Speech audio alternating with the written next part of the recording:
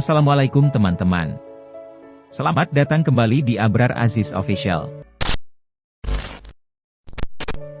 Kita sering merencanakan sesuatu yang baik, tetapi hasilnya di luar rencana kita. Misalnya kita ingin kuliah di kampus ternama, kenyataannya kita hanya kuliah di kampus kecil yang sepi. Atau kita ingin bekerja di perusahaan besar, ternyata kita hanya menjadi staf di pabrik kecil. Kekecewaan akan hal tersebut seringkali membuat kita tidak bahagia. Ada berbagai cara untuk memperoleh kebahagiaan, salah satunya adalah menerapkan ajaran Stoicis. Stoicis atau Stoikisme berawal dari seorang filosof bernama Zeno di Athena pada awal abad ketiga sebelum Masehi. Seorang mantan budak, Epictetus, politisi era Kaisar Nero, Seneca, dan seorang kaisar, Marcus Aurelius adalah beberapa yang menganut ajaran Stoik. Satu hal yang disoroti adalah pandangan berbeda Stoicis terhadap kebahagiaan. Stoicis menganggap hidup bahagia adalah jika kita dapat mengendalikan emosi negatif dalam diri kita. Stoicis menganggap bahwa kita bisa bahagia bahkan saat kebebasan kita sepenuhnya direnggut orang lain. Para filsuf Stoikisme menganggap kebahagiaan itu bukan untuk dikejar melainkan dikendalikan. Beberapa strategi para Stoik menarik untuk dipelajari dan diikuti, utamanya dalam membantu kita meningkatkan suasana hati dan kebahagiaan secara menyeluruh. Menurut mereka, kita yang membuat diri kita tidak bahagia dan kita juga yang bertanggung jawab atas kesengsaraan kita. Berikut beberapa mantra Stoik yang dapat kita implementasikan di hidup kita agar kita lebih bahagia. 1. Renungkan kematian. Kaum Stoik memandang kematian sebagai sarana untuk mencapai ketenangan dan sukacita. Jarang sekali ada hal-hal yang mendatangkan tekanan yang lebih besar pada cara hidup kita melebihi kematian. Kematian memotivasi kita, membuat kita melupakan hal-hal sepele dan lebih fokus pada hal-hal yang mencukupi kita. Ingatlah, kematian bukanlah sesuatu yang sedang kita tuju. Seperti yang dikatakan Seneca, kita mati setiap menit, setiap hari. Bahkan, Anda sedang sekarat saat Anda menonton video ini. 2. Fokus hanya pada apa yang dapat Anda kendalikan. Kaum Stoik berpendapat bahwa hanya dua hal yang berada di bawah kendali kita yaitu pikiran dan tindakan kita. Segala sesuatu yang lain berada di luar kendali kita dan karenanya tidak layak untuk dicemaskan. Beberapa hal berada dalam kekuasaan kita, sementara yang lain tidak. Yang berada dalam kekuasaan kita adalah opini, motivasi, keinginan, keengganan, dan, singkatnya, apapun yang kita lakukan sendiri, tulis Epictetus. Apakah Anda mengendalikan cuaca? Apakah Anda mengendalikan lalu lintas? Apakah Anda mengendalikan pasar saham? Ingatkan diri Anda sendiri bahwa Anda tidak mengendalikannya setiap kali ada yang tidak beres dengan hal-hal itu. Para Stoik percaya, tugas kita dalam hidup ini hanyalah untuk mengidentifikasi dan memisahkan beberapa hal. Sehingga, kita dapat dengan tegas mengatakan kepada diri kita mana yang bisa dikendalikan dan mana yang tidak. Baik atau buruk, nyaman atau tidak, semuanya berada di bawah kendali kita. Salah satu pintu menuju kebahagiaan adalah dapat memilih dan memahami serta mengendalikan semuanya sesuai dengan apa yang dapat kita kontrol. 3. Batasi keinginan dan berdamai dengan ketidaknyamanan. Kebanyakan orang percaya bahwa dengan harta yang banyak maka kebahagiaan kita juga melimpah. Sebaliknya, kaum Stoik tidak percaya itu. Kaum Stoik percaya bahwa semakin sedikit barang dan harta yang kita miliki, maka kita akan semakin bahagia. Selain itu, mereka juga percaya bahwa kita tidak hanya harus menahan diri untuk tidak memiliki banyak hal. Tetapi, kita juga harus membatasi keinginan kita untuk memilikinya.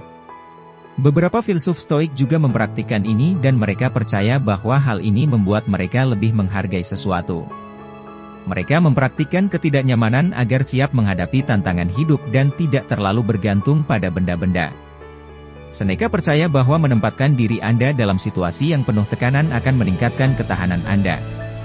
Dalam catatan moralnya kepada Lucilius, dia mengatakan, sisihkan beberapa hari tertentu, di mana Anda harus rela makan seadanya dan semurah mungkin, dengan pakaian sederhana dan kasar, dan berkata kepada diri Anda sendiri, inikah kondisi yang saya takutkan?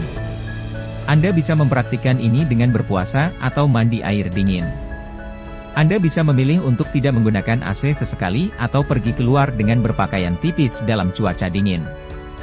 Anda akan melihat bahwa ini bukanlah akhir dari dunia jika Anda melakukan hal-hal ini. Anda bahkan mungkin menemukan satu atau dua hal tentang diri Anda sendiri. 4. Journaling atau menulis catatan. Marcus Aurelius, seorang kaisar Roma yang paling berkuasa di zamannya, adalah seorang penganut Stoik yang mengimplementasikan ajaran-ajaran Stoik dengan journaling. Aurelius memiliki banyak hal untuk dipikirkan, termasuk masalah hidup dan mati. Tapi, ia meluangkan waktu khusus untuk menuangkan semua pemikirannya, apa yang mengganggunya, dan apa yang ia bisa lakukan sebagai seorang penguasa dan seorang Stoik melalui journaling. Dalam psikologi, journaling terbukti dapat membantu mengurangi stres, depresi, dan kecemasan. Karena kita dapat memilah dan menumpahkan berbagai emosi kita, dengan journaling, kita dapat mengendalikan emosi kita lebih baik dan meningkatkan kesehatan mental. Penelitian bahkan menunjukkan bahwa menulis jurnal dapat membantu individu mengembangkan pola yang lebih terstruktur, adaptif, dan terintegrasi tentang diri mereka sendiri, orang lain, dan dunia. 5. Bayangkan skenario terburuk.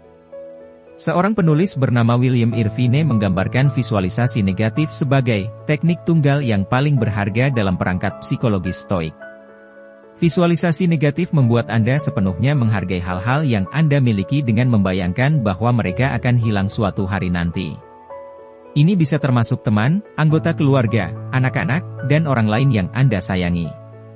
Membayangkan bahwa kehilangan mereka mungkin akan membuat Anda lebih menghargai mereka pada saat Anda berbagi makanan atau pergi berdua. Ini adalah salah satu prinsip dan teknik yang sering dikritik oleh mereka yang mengatakan bahwa pemikiran seperti itu akan membuat Anda berada dalam keadaan kesengsaraan terus-menerus. Tentu saja, ada perbedaan antara merenungkan dan mengkhawatirkannya mati-matian. 6. Internalisasikan tujuan. Prinsip ini terkait erat dengan dikotomi kendali, yaitu bahwa kita tidak perlu mengkhawatirkan hal-hal yang tidak dapat kita kendalikan dan sebaliknya fokus pada hal-hal yang dapat kita kendalikan. Dalam buku terlarisnya, Atomic Habits, James Clear mengatakan, ketika Anda jatuh cinta pada prosesnya daripada produknya, Anda tidak perlu menunggu untuk memberi diri Anda izin untuk bahagia. Jika Anda menjadi pekerja di kantor, Anda memiliki kendali atas kedisiplinan dan kinerja untuk melakukan pekerjaan sebaik mungkin. Jika Anda mencoba menurunkan berat badan, Anda mengontrol apa yang Anda makan dan seberapa banyak Anda berolahraga. Hal-hal inilah yang harus Anda renungkan untuk mencapai tujuan Anda. Bukan mengharapkan kehidupan yang lebih mudah, mengharapkan hubungan, mengharapkan gaji yang lebih tinggi. Anda hanya harus benar-benar melakukan pekerjaan, melakukan tindakan yang diperlukan. Demikian video kali ini. Sampai jumpa di episode berikutnya. Assalamualaikum warahmatullahi wabarakatuh.